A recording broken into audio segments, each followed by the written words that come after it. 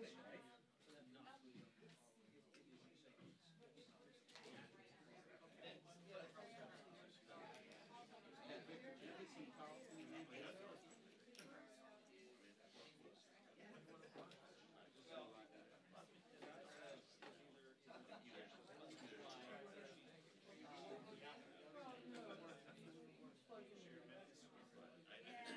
if you get people to vote. I did vote for it for the prayer or something. That's what it's been documented. There's all sorts of ways out of this box can do that.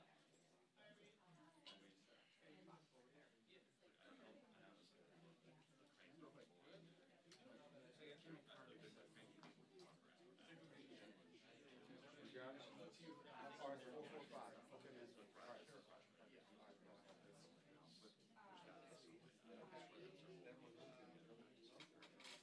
Blow up. Oh, I pushed the car. I'm sorry. Yeah, all right. 444.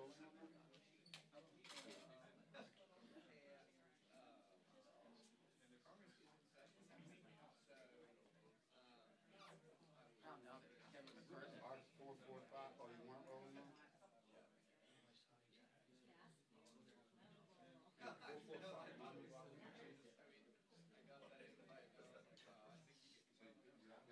I'd like to get over some of the, for the term, I'd like to get over some of the committee meetings. Okay. All right, thank you. Or to see the dynamic between some of the ranking members that will take over. Cheryl Manware. Can't go to his here. No. Well, we got no shortage with him. But it's the same.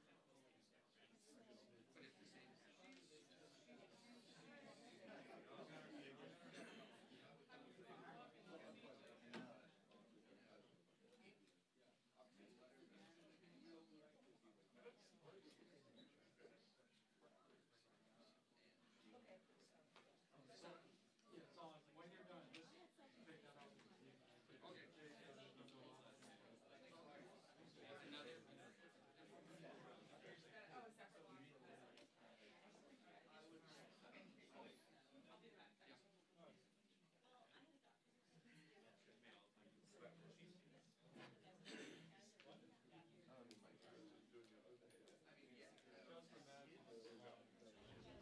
I don't really understand.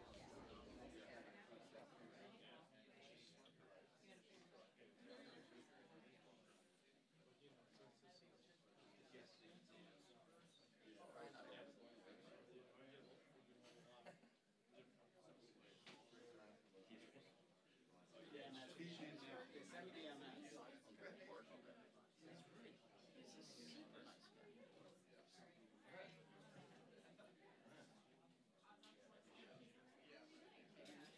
That's all you want is hatch, right? Everyone after. I'll do my best. Yeah.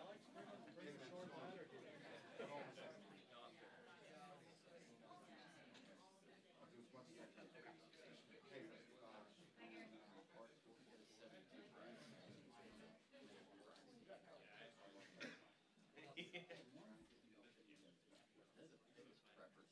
Oh yeah. I guess because I said you were Easton family. don't panic. What if we see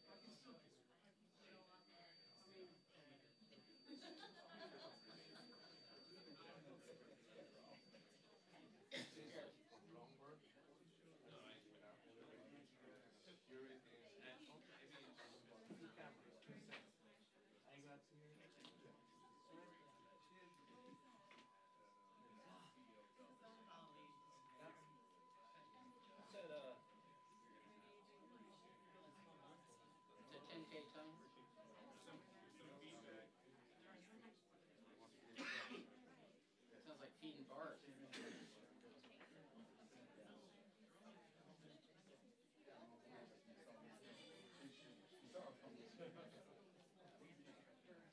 Oh, yeah.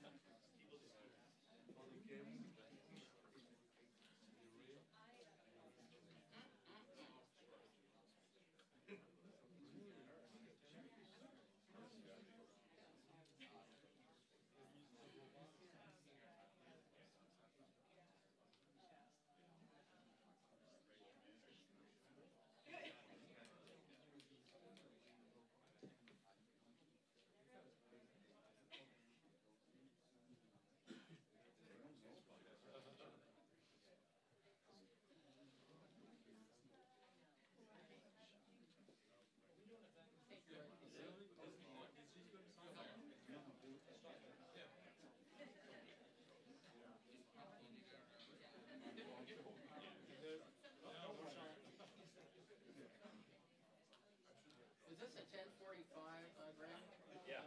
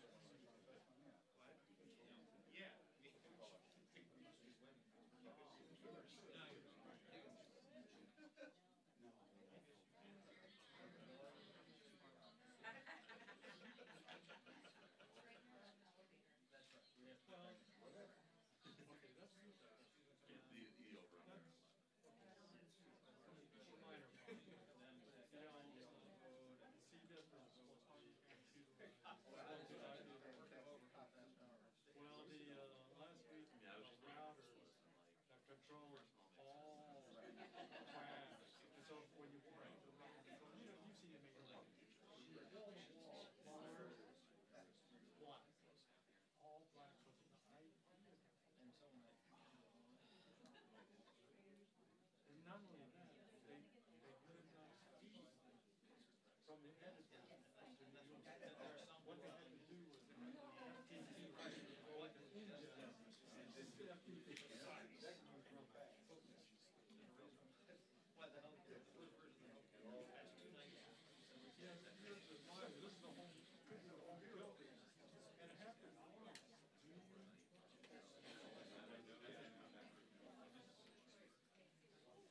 Then when it rains to the country, lower level, breeze, frost, that's where the power community is.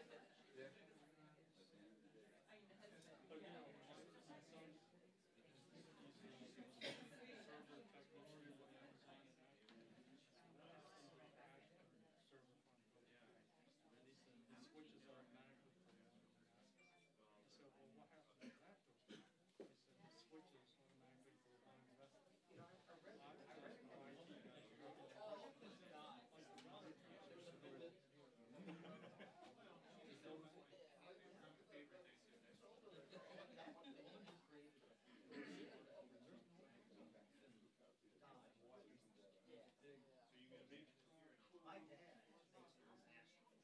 Yeah, I was just saying that. We're from rural Ohio. Of course, yeah. You get like the crispy candies on the top. Has to be jerky.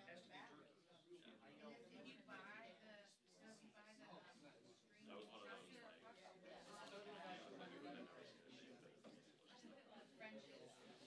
like, like mushroom soup.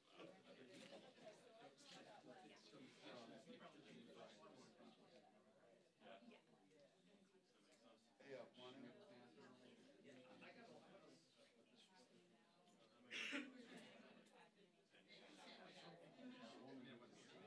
You might be right. Maybe you might know more about this.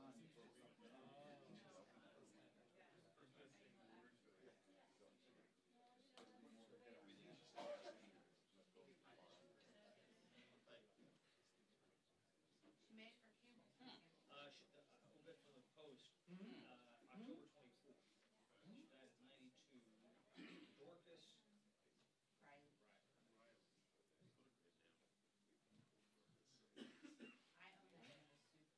That's gonna become a history maybe like about 5 years. Like those all kind of stuff. I don't think I've ever heard of this. She was from Camden. Well, this was maybe why. She was in Camden, New Jersey. Oh, there it is. She was one of the first time full members of the Holmes Bronze Department at Camden. That's awesome. That's where she came up with the mother of all comfort food. Glorious. But she didn't call it green bean casserole. She called it green bean bake.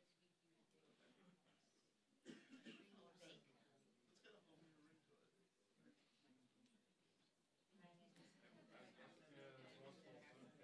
Her recipe was national.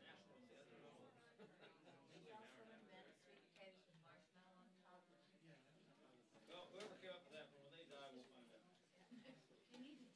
We'll get started in 2 minutes. Is that a hard 2 minutes?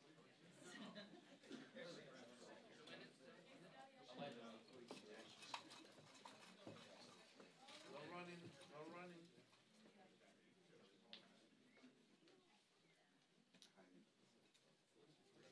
I'm at 42.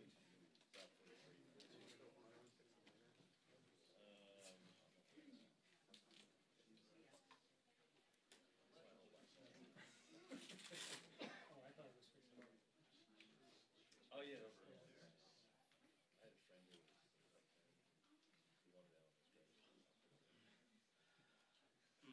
The British, well, who had Jameson, he had it.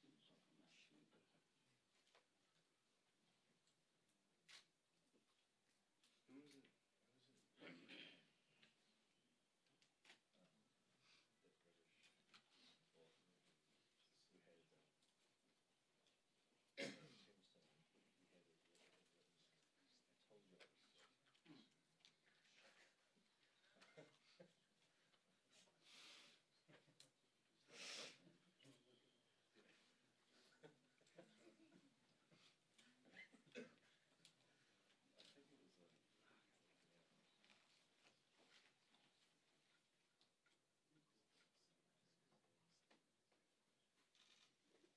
What's up, folks?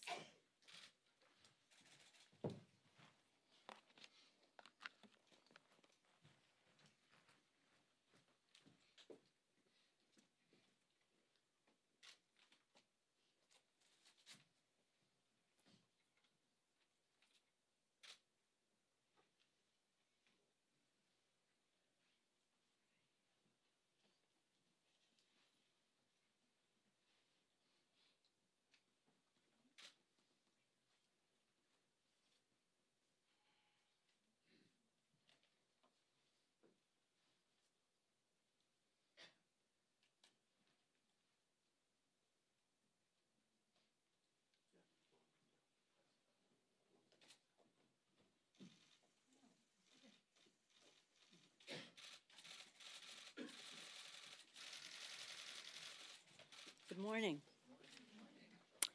While it is snowing here, we have great sadness in my state of California. Just unprecedented number of people dead in the high 50s and many missing.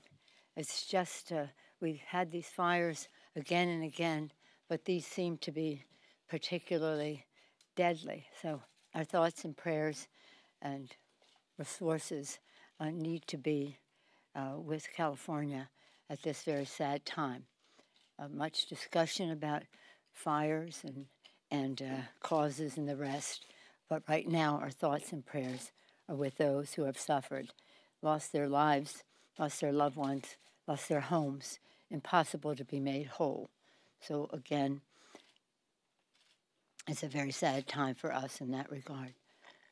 On the other hand, here we are celebrating a great victory for the Democratic Party, but more importantly, for the American people.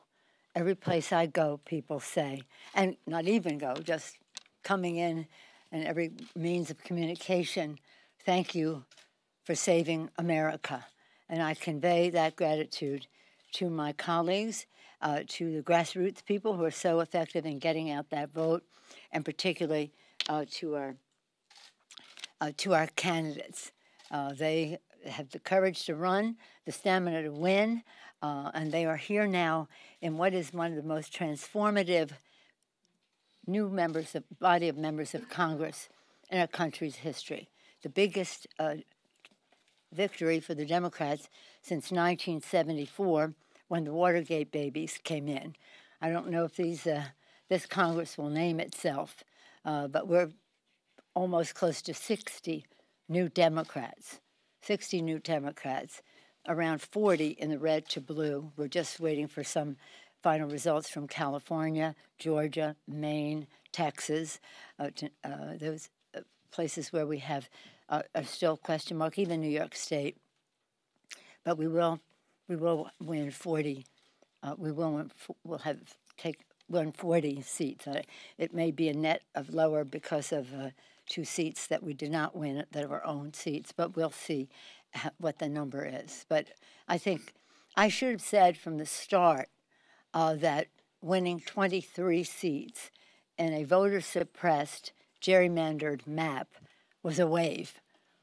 I always knew we would win that, but now getting up to 40, that's really a very big, almost a tsunami. I don't know. We'll see. The thrill of it all is that half the new members in our Democratic class are women, one on the Republican side. Happy for that one person, but sad to say, just one. We're on a track to, again, it's transformative. They will decide what their priority is. They've given us one already, and I'll talk about that in a moment.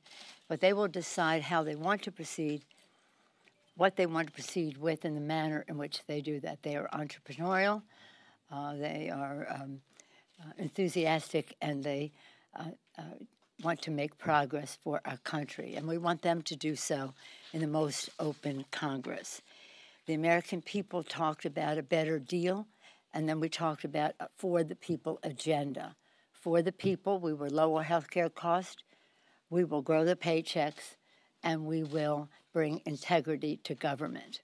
And to that end, this group has decided, 100 candidates wrote and said they wanted H.R. 1 to be our priority and our agenda as we go forward. Fortunately, we're ready under the leadership of John Sarbanes, who's been working with an array of co-chairs on his task force.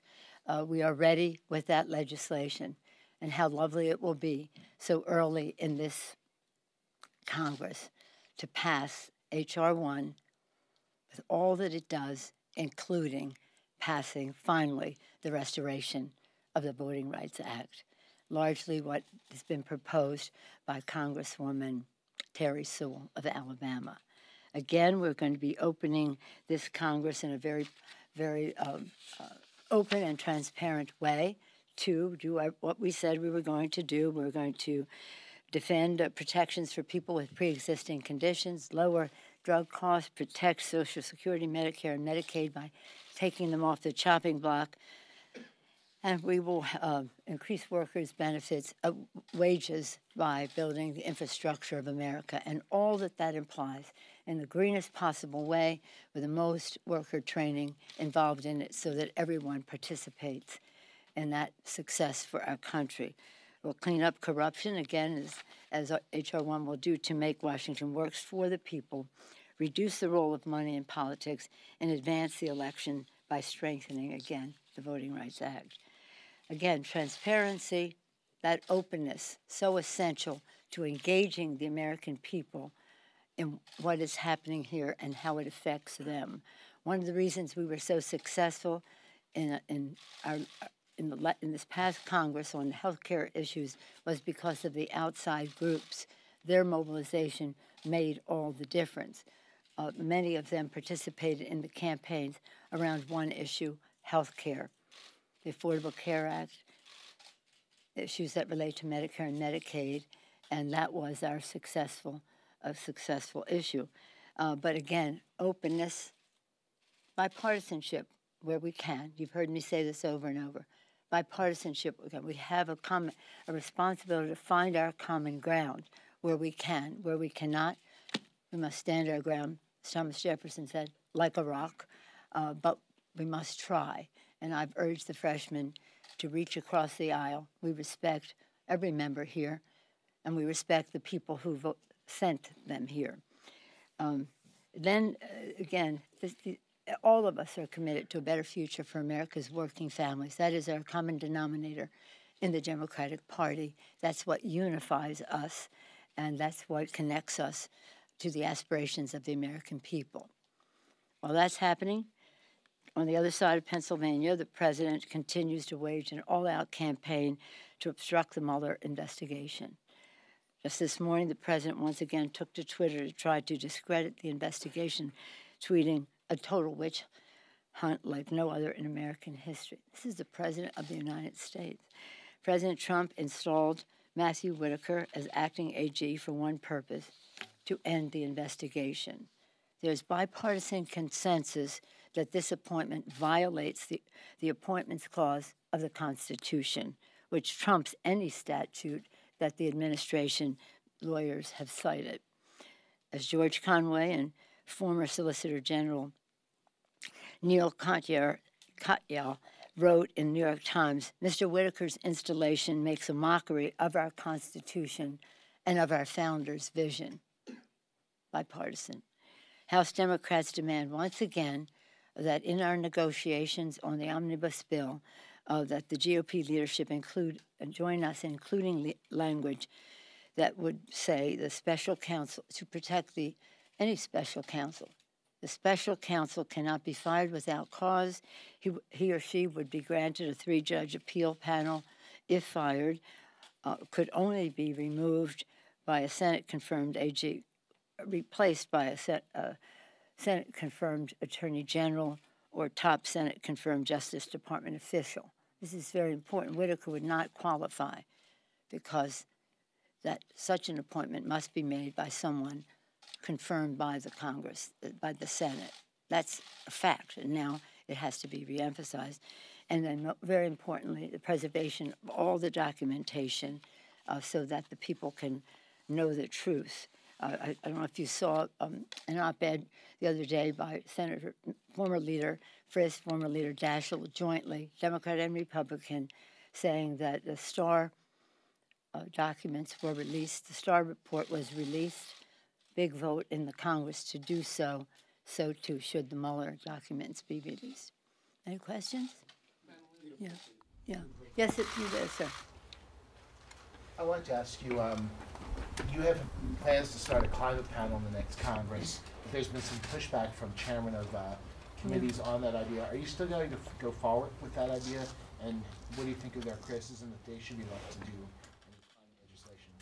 Well, as you may not recall, but I will remind, when I was Speaker of the House, the climate issue was my flagship issue with President Bush in the White House. By the time President Obama came, we all moved to health care, of course, but it was my flagship issue. We established a special select committee that you reference for now, headed by Ed Markey of Massachusetts, who did a spectacular job of shining the spotlight on the crisis that our planet is facing, and to do so in a way that had full documentation from the generals as how this was a national security issue, from health care providers that this was a public health issue, clean air, clean water, from on our economy that we must remain preeminent as number one in the world on green technologies, and fourth, that it is a moral issue. If you believe, as do I, that this is God's creation, and the evangelicals certainly do, and that we must be good stewards, then we must act upon it. Even if you don't share that religious belief, if you understand that we are have a moral responsibility to the next generation to pass the planet on in a responsible way. But it's urgent. It was urgent when we established it in 2007, even more urgent now. It's always been a challenge with the standing committees, and we will have conversations about some of the objections they may have, but there is tremendous interest on the outside for us to return to that place where the climate issue is preeminent. Part of it would not, what we did then was, under President Bush, we passed the biggest energy bill in the history of our country. Do you have water? Some water? The biggest energy bill in the history of, the biggest energy bill in the history of our country, like taking, tens of millions of cars off the road. Much of the authority used by President Obama in this regard stemmed from that legislation. So it was very important. It was bipartisan. He wanted nuclear. I wanted renewables. We came to agreement. Again, we have to sit down with our ranking members. But I do believe the array of ranking members has broadened since then, because not only is it energy and commerce, for example, one particular that you probably referenced, but also Homeland Security, because this has become such an issue hitting home by way of hurricanes, forest fires, so many different ways, so natural disasters affecting people so very directly in their lives. So we do believe that it's about stewardship of our planet, and we have to find the best way to engage the public, to make the change that is necessary to put us on a different course of action, and just to live with the deniers in that regard. Yes, sir. No, I was telling this gentleman. Yes, sir. Thank you. What are you telling freshman members from top districts who said they wanted leadership change? What can you offer them to try to convince them back to that floor? And might you back primary challenges from safe districts that vote against? I always have. I was largely responsible for most of the resources that went into those campaigns. So that didn't matter to me. I just said, just win, just win, baby. Does anybody else have a question in this regard? Because I'm only going to answer it once. Just pop them out. Pop them out. There are at least 17 members who have signed a letter saying they will not support you on the floor. Have you seen the letter? I've not seen it. You haven't seen it. Okay. You haven't seen it. Okay. So there are more apparently who are willing to vote no. You've expressed total confidence. I have it. I do. Okay, next question. How can you Anyone else in your conference or in your caucus capable of taking on Certainly. Yes, ma'am. This will be allowed. Would you accept Republican help to win the gavel, or Oh, will you please. rule out winning No, those? never. Will you commit Never. to Never. Never. Go ahead. Bottom line, Madam Leader, Okay. if the election were held today on the House floor, do you have the votes to be elected Speaker? Yes. Okay. Now let me just get back to your question. Now that's the array. I'm not. We got. Listen, this is what we have. We have a farm bill that we have to deal with. We have Me Too legislation we'd like to get passed here. We're trying to pass an omnibus bill so that we don't have any question about shutting down government. There are issues that relate to the Veterans Affairs and lawsuits that are happening there. We have the Mueller language that we want. We're still. I have a day job here that is different from just what's happening on the political side. We're just very excited about the size of our victory. I would say to you, I've always supported it. It doesn't matter to me whether they support me. What matters is that they support a democratic agenda to make progress for America's working families. And they all spoke out beautifully for the people. Healthcare, healthcare, healthcare, like a jackhammer. That's what's important. And then what was yours? And we'll come back to the omnibus. I would never, no, I intend to win the speakership with Democratic votes, if that was your question. That was your question. I have overwhelming support in my caucus to be Speaker of the House, and certainly we have many, many people in our caucus who could serve in this capacity. I happen to think that at this point, I'm the best person for that. I've answered 1, 2, 3, 4, 5, 6 questions. Now you want to ask about the omnibus? Thank you. You mentioned the language about Robert Mueller and the omnibus. You mentioned the California wildfires earlier. Yeah. What are the other policy asks and red lines for you as we go into this negotiation, particularly as it pertains to the border? You know, I'm an appropriator. That's one of the places I was forged, there and an intelligence committee. And left to their own devices, I've said this to you before, Democrats and Republicans can come to their own conclusion, to their agreements, because they know what they're doing, they understand the issues. It's just when some of these poison pills come from on high that the problem is created. So you named 2 that we would like to see. We're making good progress on the bills, on the individual bills. We would not like to see a continuing resolution. We'd like to see the bills passed, have it done, move on to what's new in the new Congress. Congresswoman Anita Lowy, our ranking member, soon to be the chair of the Appropriations Committee, Chairwoman Lowy, music to my ears. She and the ranking members and soon to be chairs of the subcommittees on appropriations have done a remarkable job. They have beaten back over 150 poison pills this year alone, and probably more to come that they have to hopefully not, but we have to be prepared for that. So we don't know what they will come up with, but so far we're on a good track. Is your ask that it fund the bills through the rest of the fiscal year until next September and not Yes, give you something yes. in February? No, don't want that. We want to just get it done. We can do it. It's possible to do it now. How the president weighs in and the rest, we'll see. Yes, sir. What do you make of Marcia Fudge trying to challenge you, or considering challenging? Say it to everybody. Come on in. The water's warm. Yes, ma'am. Senator, I want to ask you about the role of gender in the speakership race. Representative Ryan said yesterday that there are plenty of women who can replace you, and he named, among others, Marcia Fudge. Is he playing the gender card there? I am engaged in that because I had 137,000 ads against me in the campaign. That put some, shall we say, pressure on our candidates because I've never run for national office, so most people don't even know who I am. An Italian-American grandmother with lots of energy and a mother of 5, grandmother of 9, who is here to do what's right for the future, not for my family. They're fine. But I don't want them being living in a society where 1 in 5 children in America lives in poverty and goes to sleep hungry at night. That's my why. That's why I'm here. So to see the mischaracterizations or the characterization of San Francisco liberal, yes, proudly so. So it makes it hard on the candidates. And here they're running for the first time, many of them, and they really need to focus on their why. And it's not about me, it's about them and their opponent. And obviously, those ads didn't work. We have the biggest victory since 1974. You'd have to ask those people what their motivation is.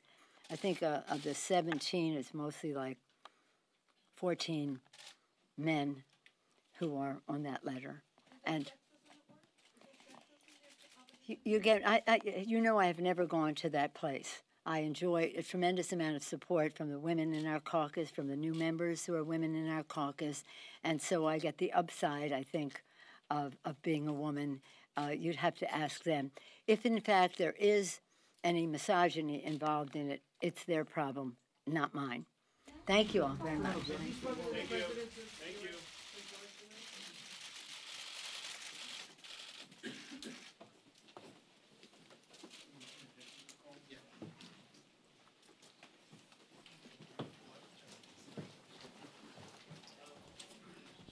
Check, check, test 1, 2.